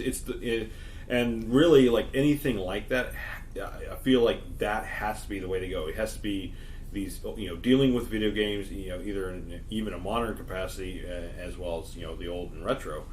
But like you got to have something alongside it. Like either you're doing the merchandise, you're doing like the internet cafe or something. Yeah. Right. Tournaments. The guy having like community events was a big one. I mean, draw people into the store. I'm wondering if they didn't really comment on this, but I'm wondering, could you see? And I don't know if this even exists. I'm sure it's somewhere.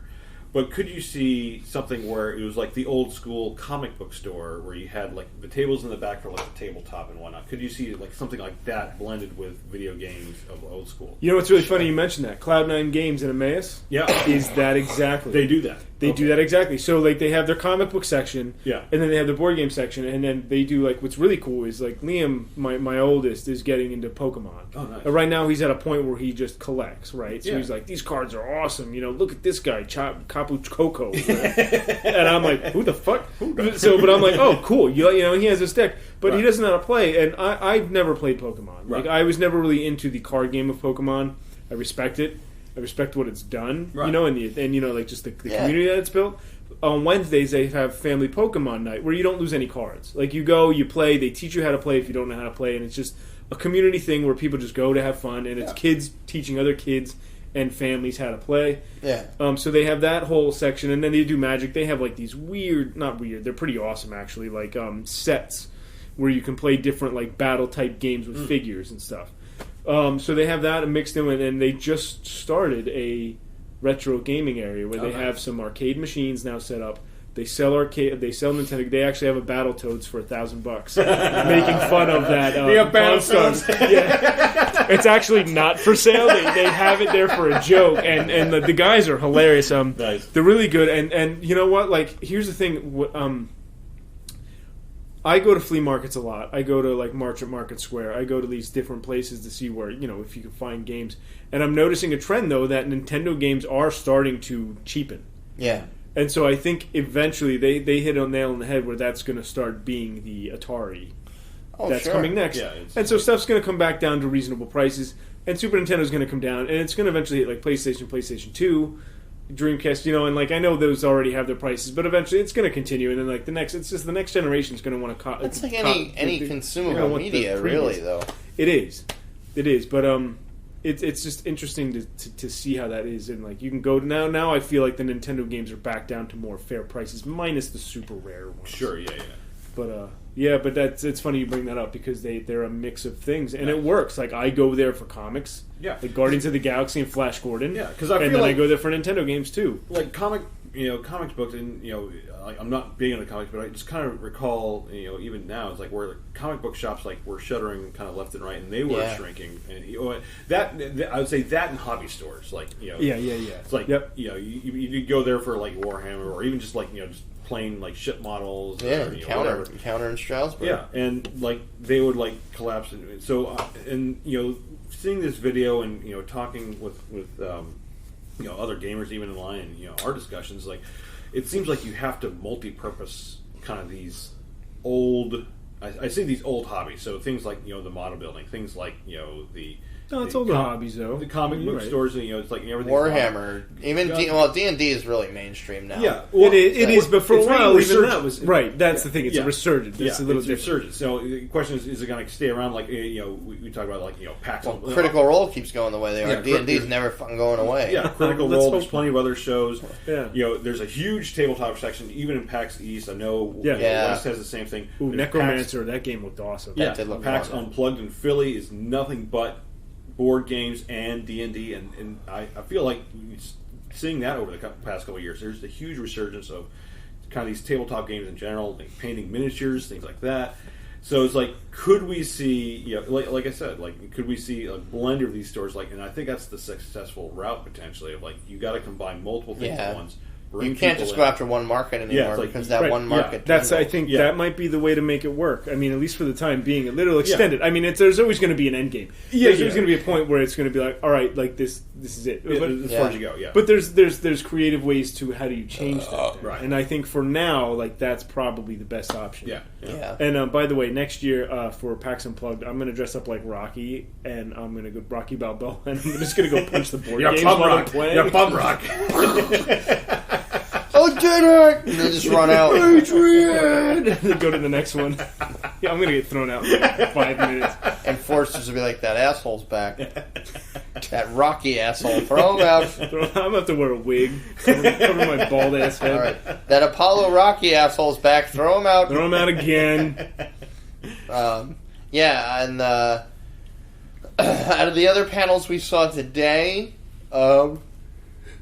AC for a sleeper. I am a little sleepy. No, I would say my favorite was the adventure games, like where are adventure games going, or adventure gaming future panel today. That was fantastic.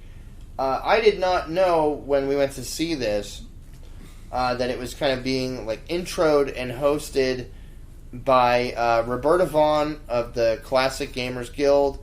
And we know her as the publicist for Lori and Corey Cole of Transolar Games, who we've interviewed twice now for Hero U, and then we did the episode recently back in July for their Kickstarter for Summer Days. So I've spoken to Roberta regularly to coordinate with her and for Lori and Corey when they were in the midst of their Kickstarter campaigns. Or when they were doing Twitch events to, just to hang out and be a part of it. And she's there, and she's up there introing this panel, which was a phenomenal panel of adventure game designers. Francisco Gonzalez, who's recently released Lamplight City. Maybe not so recently, because I think he has that Rosewater... oh, shit. I'm so sorry, man. The Rosewater... The game Rosewater something. I'll put it in the show notes once we get this up there and I can look it up. But his Lamplight City was a really cool adventure game where you could still make the wrong choices and still complete the game, which if you've ever played point-and-click adventures of the past, that was like unheard of. You made the wrong choice and you'd have to start all over. Yeah. Dave Gilbert, his most recent game that I played that I really enjoyed was The Unavowed. Very, very cool. It's just Rosewater. Oh, is that just the name? It's just Rosewater. It's just Rosewater? Yeah. Okay, yeah. So you were right, man. Yeah, no, I figured, I thought it was Rosewater or something, but yeah, just Rosewater for Francisco's game. Dave Gilbert's game, Unavowed, was really great. Julie Minamata was there talking about a game called The Crimson Diamond, which was a text parser game off of like the old Clarabow series, I think it was, or Laura, was it Laurabow? The Colonel's Bequest was the original game, and then the Dagger of Amon-Ra was the sequel. And this game is kind of based in the spirit of those, where the main character is a mineralogist, mineralologist, I should say. And it just sounded interesting, like she was doing things with the text parser that was just like eliminating a lot of the pain in the ass things about text parser games in the past, where you'd have to like type in the verb completely and what you wanted to do completely, whereas like she had like keyboard shortcuts and stuff like that. But the story sounded really fascinating. And then finally, Katie Hallahan from Phoenix Design Studios, they did The Silver Lining, which was the King's Quest sequel. I guess it would have been King's Quest 9? Officially. Yeah. I mean, this was like an unofficial. Yeah, this was an unofficial sequel. It had King Graham, had the whole family, voiced by some of the original actors. Very, very well done game, and it was really cool to see them. Like they were just, very, very relaxed, very cool with the crowd, and just answering some really cool questions about, are those games is it just people hanging on to a dead past? Kind of like the movie we saw. So we were watching, yeah. And it was like, are we just hanging on to some dying past? And the most poignant thing that Francisco brought up today, and it was really eye-opening. Like, a lot of people, when they compare an adventure game that was, if it's coming out like next week, some comparisons that, people make, it's like Monkey Island and King's Quest. And those are like the earliest adventure games, and like that's not saying much like nowadays because the innovations back then were minimal. And the point he brought up was like between 1980 and I think it was like 2003, there were 300 adventure games made. Between 2003 to now, there was 1,200 something like that, yeah. Point and click adventure games made. So it's like, not only is this genre still alive, but it's growing, and there's people that want to play it. And you look at games like World of Horror, that's a point-and-click adventure with some role-playing elements. Like, these things are still here, and they're just changing a little bit. Like, evolving, really. Like, it just sounded like... I think what people loved about adventure games was a good story that they could be in the driver's seat for with a character, and then do silly things to see how they could kill the character. I don't think that ever goes away. But but it was more like that, and what I think modern adventure games have done, and I think it was the brilliant move on their part, was get rid of what Laurie Cole called the frustration of adventure games, where adventure game designers would make artificially difficult puzzles that didn't... Excuse me. No, it's fine. That didn't really make much sense until you, like, clicked on the right pixel, or made a cat hair mustache. I'm sorry I had to do that. Or, you know, the list goes on of stupid adventure game tropes from back in what people thought was the golden age of adventure games. It was a pixel hunt, essentially. You know, it was a pixel... Not even a pixel hunt. It was, like, a weird combination hunt of... Yeah, I know I have the crowbar and the shrimp, but why the fuck would I ever put those together? That's not going to solve this puzzle. And then you put them together, it's like, ding, you got 5 points, and now you've solved the puzzle. And it's like, that made no sense. Yeah. And that was old school adventure games in a weird way.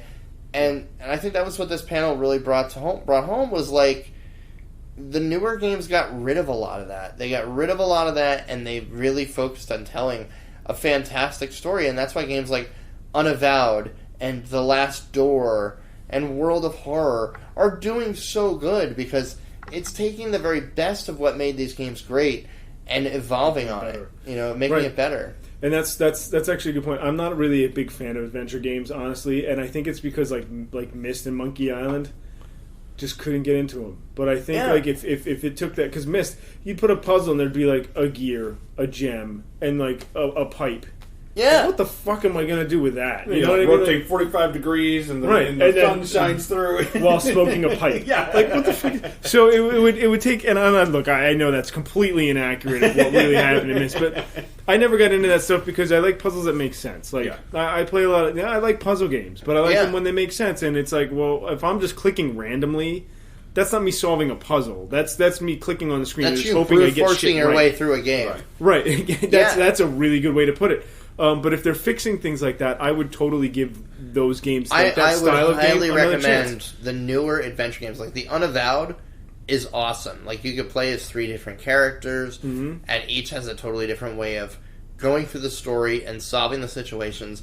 That's the Dave Gilbert game, and it's not unintuitive. Like you could figure it out. I mean, some of it requires some extra thought, which is fine. But it's one of those that's like fine. But all of a sudden, like it's not every puzzle, but even the ones that are, it's like when the solution. The solution has to make sense, though. That's what I mean. That's the difference. What happens is the solution becomes clear. All of a sudden, it clicks, and you're like, "Oh yeah!" And then you do this, and it's like, cool. And the door opens, and you're like, "Yeah, I could have figured that out 5 minutes ago." Still feels good when you figure it out, though. Like that's. But that's the point, and that's what modern adventure games have done, and I think what makes them better than their predecessors, and I think that's what's bitten a lot of, like, when people make these comparisons, it's like Francisco said, like, why don't you compare them to stuff that's come out in the past 10 years? Because they're done a lot better. Like, when you compare, it's like Monkey Island and King's Quest, I could see where that would turn people off. Because those games had tropes where it was like, if you miss throwing the boot at the fucking dog in King's Quest V, like, you're screwed. If I remember the puzzle correctly. Right. You know, you're screwed for the whole game. After you get to a certain point, you're done, you lose, and you gotta start over. You know, the timing of you guys going to see this one and, like, limited run, it's just ironic. Like, you guys go to see this. Limited run just re-released Monkey Island on Sega CD. So, like, you could totally buy a Sega CD version of it right now with case, jewel case and everything. Right. And Myst, I think they just re-released Myst on all the major platforms, including Switch. And, like, as cool as I was like, oh my god, Myst on Switch? That's a really cool idea. I'm still like, no. But I hate Myst. I fucking hate Myst. and one of my best friends in high school, like, it was Myst all the time. Like, he loved that game, and he loved just exploring and clicking until he found out what was the right thing. man, I just can't get into it. So I'm really going to give these another shot after hearing you guys talk about the adventure games and how they are now. So I would still steer you away from Monkey Island and Myst just because again, I'm not me. I ain't getting it. I look at those through my Nintendo glasses. They were the first ones I played, and I really loved them for that. But I can look back on them now objectively and say they're not great. Right. Well, that's just in comparison to what's there now. Limited run release Night Trap. Also, and let's be real. That's a hokey type of game, and it just because they're re-releasing it doesn't mean it was a fantastic game. There's a reason they're doing it because they know there's a market. They're tapping into that market, and nostalgia, and just the iconically bad game, yeah. Right? So but it's just interesting timing that this adventure, the state of it, and you guys went to see that when they're re-releasing. These older adventure games that they're going to sell out. I mean, they're going to sell out obviously because limited. But it was such a great panel. They were so cool. It sounds like you guys had a really good time, and it's something I'm not into, and I wish I would have went to because it would have been cool for someone who's on the outside of this whole ring to sit in there and be like, "Oh shit, it's in this state," and I could have came up with some pretty cool. I think Unavowed's on Switch. Is it? I'll check it out. I'll double check, but that's a really good game. I have that one. And Dave Gilbert's he's a damn good adventure game designer. And all of them are. I mean, Katie, Francisco, I just started playing Lamplight City before PAX. So I can't wait to get home and play more of that. But, but to wrap up, I mean, that was pretty much all we saw. I mean, we went to another one about, building your audience. And that was cool, and it was pretty informative. Full disclosure, because obviously we'd love to have even more people listen to this, and it was informative, but nothing I want to bore anyone here with. But the panels that we did see, when it came to that movie, and especially the adventure game panel, because again for me, it was really cool to finally meet Roberta in person, and somebody that I felt really helped open some doors for us to talk to people that I've been waiting to talk to my whole life. For games that I grew up playing. So a big thank you to Roberta for that. And it was great to finally meet you. And to sit in front of a panel of 4 really hardcore adventure game designers that love the genre but aren't beholden to the past, I think was such a cool thing to see. They respect it. They love the past. Obviously, that's why they're there. They all grew up playing the same games we did. But they made them better. But they're making games today that are better. Yeah. Go check out the Crimson Diamond. Go check out the Unavowed. Go check out Lamplight City. I don't want to miss. Oh, go check out Silver Lining. If you liked King's Quest, they told a great joke. You actually got points in Silver Lining if you put some of the shit back that you took to solve puzzles. Because they were saying how King Graham was a fucking sociopath in the King's Quest game. Taking shit. Just taking shit and stealing shit from people, putting rats in soup, and just to get fucking where he needed to go. He was a real dick. In Genesis, where you put the rat in the fries, and then the guy eats it and barfs out the guar tickets. Those ridiculous things. Yeah, it's adventure characters back then were fucking psychopaths. They were nuts, and it was really cool. It was really fun. And it was a good end to the day, because that was pretty much the last thing we did before heading back. But yeah, I would say, just recapping the past 2 days, the epic odyssey of fucking getting here, and getting my badges to get here. Getting your badge. I will never forget that face. No, neither will I. Because I know what it looked like based on the way you were looking at me. The color drain. Dude, it really did. Alec, no offense, you're pretty white. You were a lot more white after that. That was scary. You know what, though? It worked out. Everything always works out, and we all had a good fucking time. Oh, it was great. I wouldn't exchange this year for anything. I had no, me neither. Time with you guys, and are we giving final thoughts here? Yeah, let's do that. My final thought is, I don't care how bad your cosplay is, it entertains somebody. It entertained me the whole time. Oh, I saw a Bowserette. Yeah. And there was all kinds of shit falling out.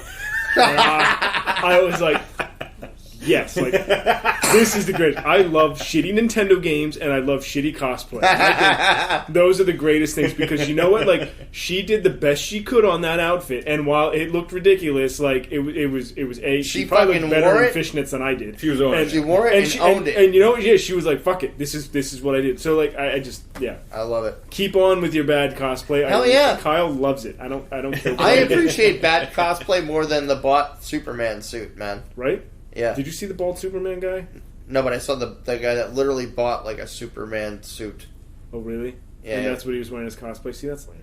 Yeah. Like, and I mean, hey, good on you. Sure. If that's what you wanted to do. But I'm just saying, that fucking Bowserette put in the goddamn time. Yo. It was like, those like things that are in like the fishnet material and you squeeze like the stress things and they come out of like the... Yeah. It was little ball. Oh, dude, I was little, just little like... testy ball. It was amazing. And I don't know, she'll probably never listen to this, but whoever was cosplayed as Princess Peach in front of us this morning... That was a good one. That was fantastic. And Waluigi, too. I'll give... Yeah, Waluigi was He wasn't good. getting props. But I do want to say you made my kids' entire day because they thought I met Princess Peach. And the Spider-Man. Did you see? You guys saw Spider-Verse? Into the Spider-Verse? Yeah, I saw Spider-Ham. Did you see? But they were all of them were together at one point. Yeah. So when we were waiting in line, for Predator, right? And we're literally talking to that developer we're telling you about. He's like, "Oh yeah, you can hop from tree to tree." Yeah, that was them. Yeah, Yeah, I got them. Yeah. So my kids loved it. We're talking to the developer guy for Predator, and he's like, "Yeah, is he gonna hop from tree to tree? And it's great." And holy fuck, there's a spider pig over there.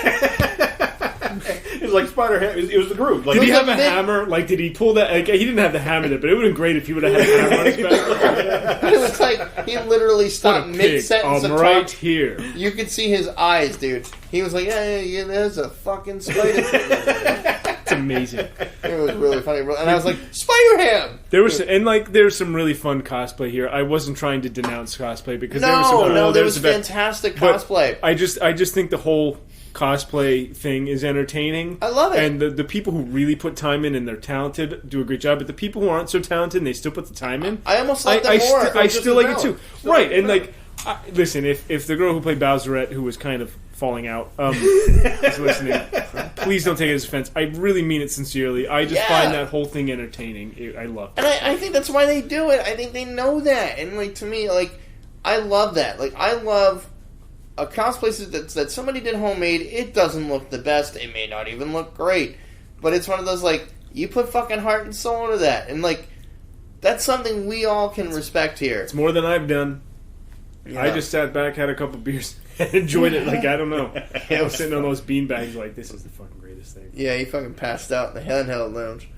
Just about. Yeah, no, but this was a great trip. I had a really good time, and it's something I'd like to continue to do every year. Yep. And this would be a great way to end it each time, I think, just to hang out. But Nick, what are your final thoughts on this year before I? I want to say this is my 4th PAX East. And I've done like PAX West and PAX South as well, so becoming the PAX veteran, it feels. Yeah. But every year you're the go-to guy for this, man. He's like got the serial number. I couldn't find the theater. I'm like, yo, where's Condor? And he's just like, oh, I know where it is. Beach West. I'm like, motherfucker's right. Or Beach West. I'm like, it's right there. Dan Jew was right. I'm the wise old sage. Yes. Yeah. She dressed like Gandalf from now on. You shall not pass. Kyle's like, I'm going to this. You shall not go to B3. It's canceled. Yeah. You shall not go. Why not? They canceled it. No, like the thing, despite having gone here, several years, like I enjoy it every single time. So there's a sense of familiarity every PAX. It's just like the camaraderie of just being in a I say gigantic room, but the convention center just full of geeks. Like I kind of chuckled on one of our shuttle rides home. Like you think like when you're at work, it's like you take if you're taking public transportation or even just like hang out in the halls at work or something. Like it's just for me it's boring crap. It's like whatever. It's not boring. It's not boring at all. Like it's actually one of the nice things about when you come up here for this. No, that's here. He's talking in general. Like real life, like it's just boring as hell conversation. Sure. You're like, oh yeah, it's like like my kid puked all over me and I gotta clean up the kitchen. My kid's 7 today. Yeah. Oh great. I'm fucking 38. Oh Jimmy. No, Jimmy learned how to tie but a it's shoe. like It's about time. last night we're coming home. We hear a group behind us that are obviously D&D Oh players. yeah, And they're like cracking up, talking about how like Oh, this right, guy those had a guys monk. do, yeah. This guy's a monk who, if he gets wet, he can't fight for shit. So apparently, one of the characters decided to take him and beat the other monsters with him as the monk as a weapon. It's like you're not going to hear that anywhere else. we're going through the swamp. And it's like it's a surreal experience of just like you're surrounded by other fellow geeks, and they're just having their geek conversations in the halls and on the shuttles, and even like within the hotels themselves. Yeah, people are just having the time of their lives, man. And listen, I'm a Philly boy. You know what I Yeah, mean? Like yeah. Eagles, like Yeah. I'm on. Like I sit here wearing my birds, and I do this to rub it in the face of Boston Patriots fans. That's why I'm wearing this out. I'm like, yo, I got to represent fucking birds in 2017. You know? And you know what? We didn't run into one Patriots fan, but coming out of the elevator this afternoon when Go Kyle and I Birds. went to get a drink, someone's like, "Yeah, go Birds." You're damn right. You're damn right. But I will tell you, I love the city of Boston. I do too. And This is a the great people place. and the people in the hotels and the Uber and the Lyft drivers and the shuttle. Oh, yeah, fantastic. Oh, great! The guy super today scared welcoming. me a little bit, but other than that, it was great. Super welcoming, like super like cool people, Yeah, good conversations. Great city. Like the city really accommodates this whole thing, and I don't really think that's said.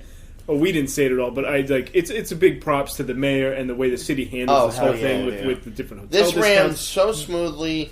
The shuttles to and from. Oh. We had the Ubers. Like, we never had trouble getting to where we needed to go. We didn't talk about cleanliness either. They paid a guy to stand at the bottom of an escalator with Clorox wipes and just hold it on there.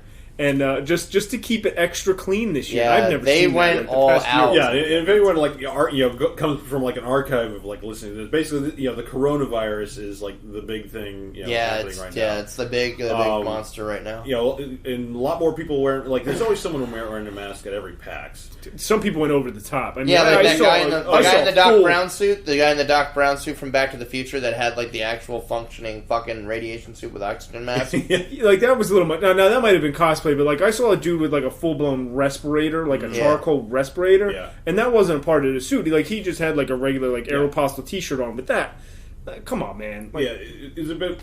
I would say it's a bit much. Like the mask cool. I'm on the side that some of this coronavirus stuff is a little overblown. Sure, sure. Right now it is. Yeah, right now. Like obviously, if you're having a health condition, obviously do take it seriously. Don't go to PAX. Don't go anywhere. It's like take due diligence, but.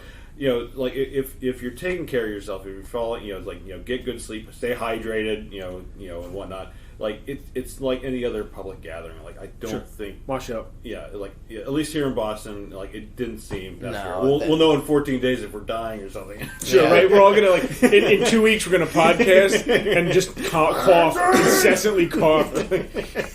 It'd be horrible. You bastards! We shouldn't joke yet, right? You PAX motherfuckers! Don't go to PAX. Fuck the mayor! So, final thought before Al. Just remember, everybody come on a Saturday. Yeah. I can't press that enough. come on Saturdays Saturday. were empty. No It's one the was best here. day. You're gonna have Best a blast. Yep. There's plenty of room to rub your shoulders. Yep. Yeah. Plenty of room. Could walk through easy. Nobody stops in the aisle. No, you not even once. That vein's popping out. Not even 4 times. Dude, I know the pain. Yeah, dude. No, seriously, come on, say you'd love it. I would say for my final thought, this is definitely something I'm going to continue to try to do every year as often as I can. Kind of for the same reasons that Nick said. This is one of those very few occasions where you're surrounded by people that love the same things you do. And that's really unique. It brings a really cool atmosphere to the place. Like, you could bump into a random person and they could have a Contra shirt on, and somebody like Kyle could spark up a conversation for a half I would talk hour. to that dude for the length of a game. Yeah, for like, not knowing each other, you instantly can relate. Like, you can instantly relate to anybody here. No matter what kind of games you're into. It doesn't matter, yeah. Like, whoever's in that hall, you relate to them in some way. And I think that's what makes this really special. And the panels, the stuff that we got to see, super, super informative.